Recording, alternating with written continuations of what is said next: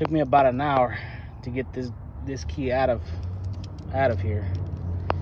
And then once I was able to free it, it unlocked this side, but now it does not turn. It won't turn to unlock. It's stuck.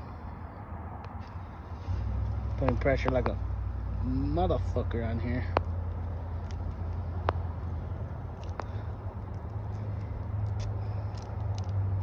This one's starting to bend too.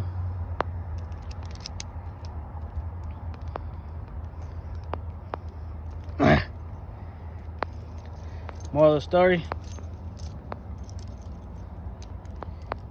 do not use these piece of shit gun locks that come with your guns. Imagine it was an emergency, you needed to get your gun out. It's a death trap. Fuck these.